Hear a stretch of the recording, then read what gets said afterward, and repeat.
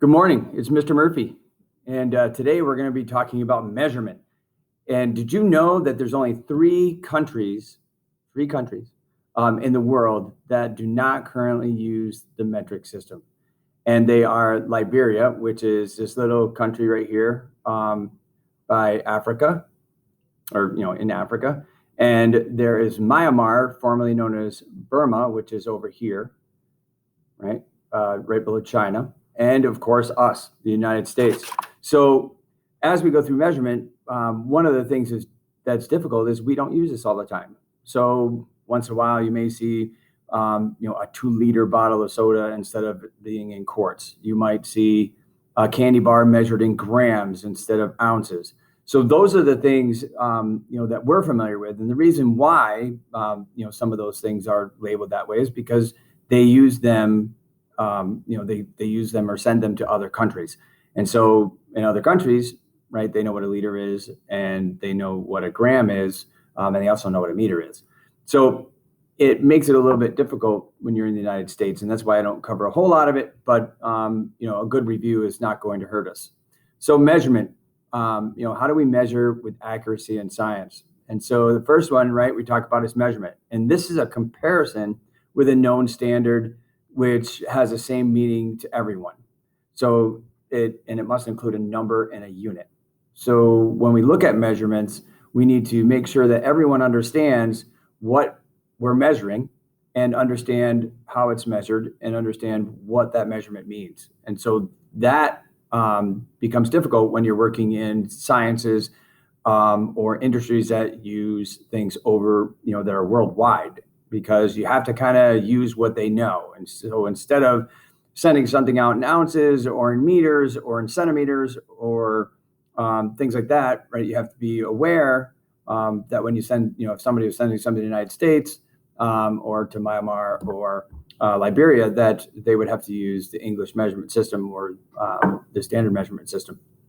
Whereas if we're sending stuff out of the United States, we have to be aware that they may, we have to make the conversions before we send them.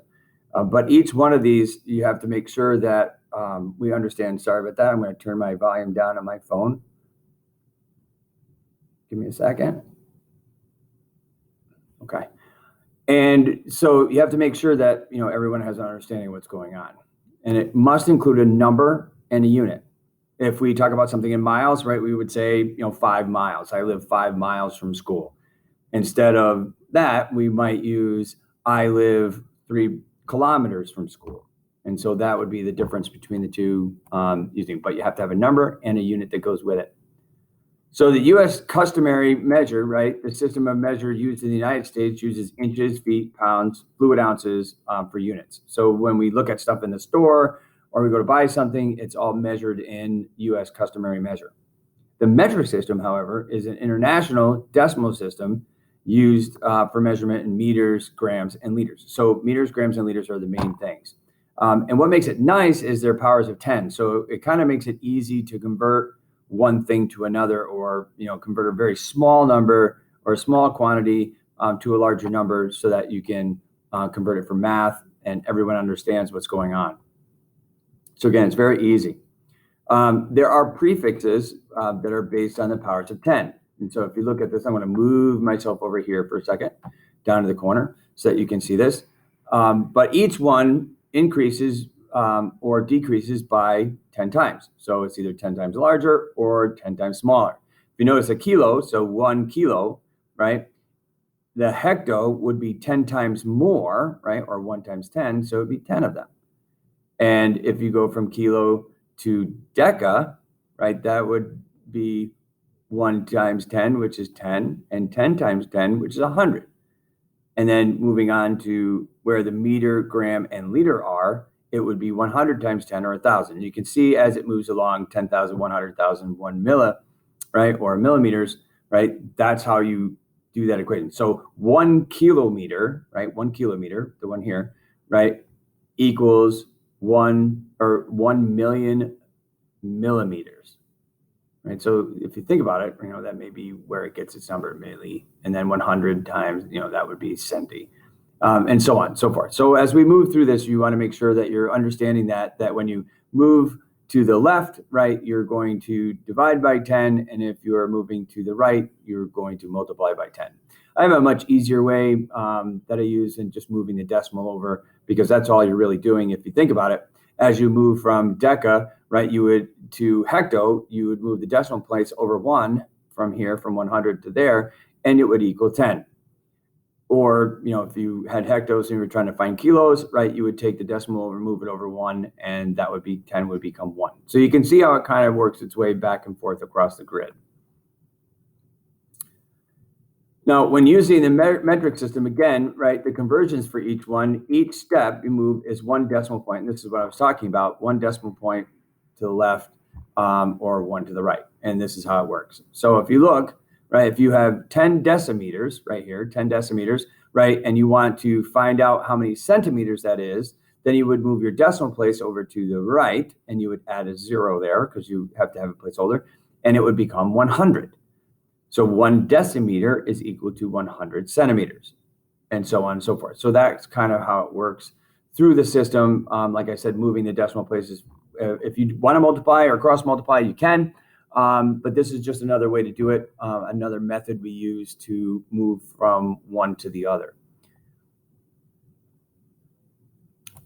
Now, when we're talking about length, so length is a measure of something. So the extent from one end to the other. So we're basically talking about whatever we're measuring from one end to the other. And usually we'll use a ruler. Now, if you look at some of the measuring tapes that I have here, right, these are metric measuring tapes, so they measure in metric units. We use the US standard one that measures in inches and parts of an inch. But when you look at a ruler that measures both English or the English and the metric system, you'll notice that each side, one of them is kind of easier to read. When you start getting into inches, and then you have quarter inches, then you have, and half inches, and then you have 3/8 of an inch, and then you have 1/4 of an inch, right? This way, when you measure centimeters, because 1 inch equals about 2.5 centimeters, you can split that into individual centimeters. So at some point, if you've ever measured something, try measuring it in English and figuring out what it is in the English units, and then try measuring it in the metric units. And if you look, right, sometimes it's easier to use the metric units. Now, the ruler is the instrument we're going to use for the metric system. And when you're following along in the notes, you can actually put that down. And the units, right, is the meter. So instrument's a ruler, and the units is the meter, and it's abbreviated with the lowercase m, right, m. So if you see anything with an m after it, that means it's going to be measured in units or units of meters. And remember, when you throw a measurement out there, you have to throw the units with the number. So if I say 3, we don't know if it's 3 inches, 3 centimeters, 3 decimeters, right? So you have to put the meters, so you put 3 meters or centimeters after it. So again, it includes a number and the unit following it. So mass, right? Mass is different than weight. And when we talk about mass and weight, this is the way you have to think about it. Mass is the amount of stuff, right? And they call it matter. But mass is the amount of stuff in an object, or the amount of stuff that makes up the object. So I have a certain mass, right? That now, how that equates to weight, or how that transposes to weight, is this. Due to your acceleration to gravity on Earth, right? You basically are using a scale similar to the scale that we have here, this electronic scale we have here. You're using a scale to show what your weight is. Now on Earth, a scale measures your mass, right, times your acceleration to gravity. So whatever your acceleration to gravity is, right, and your mass is, right, the scale will read that. In other words, when you step on the scale, you're obviously a little bit further from the center of the Earth, and therefore your gravity that's pulling you down to Earth is going to be measured, and that is weight. So mass is the amount of stuff that something takes up, but weight is the amount of what it weighs on Earth. If you take weight, if you go to the moon, right, your mass never changes. In other words, you're not taking pieces away from you. So the amount of matter that you're made up of is exactly the same. So as far as as far as your piece, and unless they beam you up and on Star Trek and they're missing pieces, but hopefully you get there in one piece. And when you do, right, your mass is going to be the same. So if I'm 140 kilograms, right, and I go to the moon, I'm still going to be 140 kilograms there. However, my weight, since the force of gravity on the moon is 1/6 of your gravity here on Earth, you're going to weigh 1/6 of what you weigh on Earth. So you can see that gravity has a great impact on weight, but mass doesn't change. So in this case, we have an electric balance that we're using. You're probably more familiar with the triple beam balance, which we'll be talking about a little later, and I'll be doing a video on that. And the units are grams. So when we measure weight, right, or measure mass, sorry, it'll be in grams. And in this class, we'll be rounding to the nearest 1/10 of a gram. Now, when you get up into college, even high school, you'll be measuring to the hundredths and thousandths of a gram. So you'll be moving over a few more spaces than this 0.8. This is 43.8. You may be measuring a little bit further to be a little bit more accurate or precise in your measurement. So, but right now, most scales will read to the hundredth, and so we'll round it to the nearest 10th place, and that's how we'll do mass. And moving on to the weight section, and this is what we're talking about, right? The force of gravity that exerts upon a body. So gravity, right, plays a role in your weight. Your instrument is a scale, and the weight is in pounds. So when you look at this scale, it says 153 pounds. And again, that weight is the difference between the amount of mass that you have and the amount of gravity that's exerting on your body or whatever you're measuring. And so that's really the difference between weight and mass. So Mr. Lay, a partner of mine, who helped work and create these PowerPoints and had been working on them since I left teaching a couple years ago, and now I'm back. He agreed that I could use them again since I helped him do the beginning part of this. So if you look, right, Mr. Lay's weight, right, he says around our solar system. So his weight on Earth is 185 pounds, which incidentally is only a couple pounds less than I am. I'm about 188. And hopefully I'll be down to 185 soon. But when you go to the moon, when he goes to the moon, you'll notice that he is 1/6 of his weight, right? So he's 30 pounds on the moon. Woohoo, I need to go to the moon. However, right, his mass hasn't changed. So the mass is the same. Now on Mars, right, the weight would be 70 pounds. On Saturn, right, obviously Saturn has a much greater gravitational attraction than the moon. And then Jupiter, of course, has a huge attraction.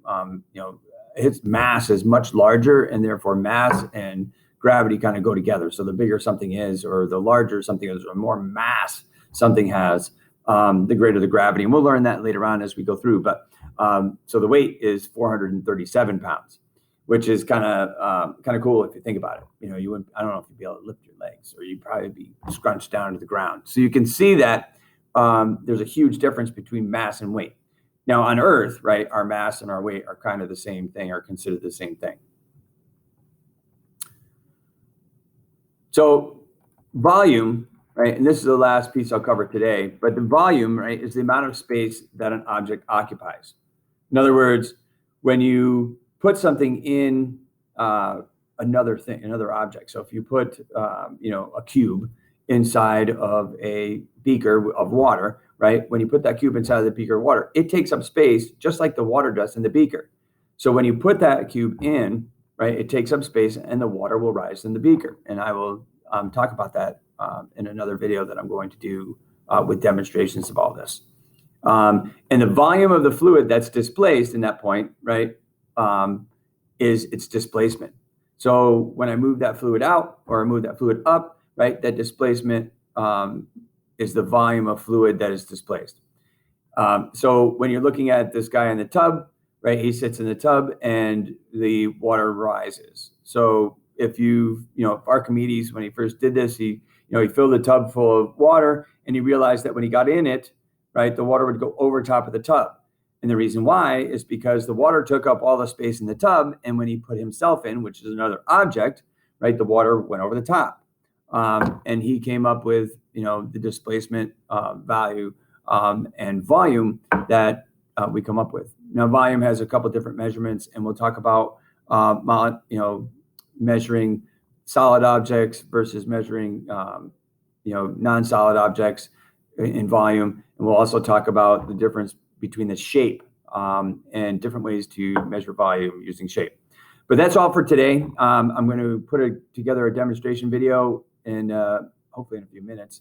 And I'll push that out as well so you can see the demonstrations of mass and volume, length, mass, and volume. And again, volume is going to be measured in liters.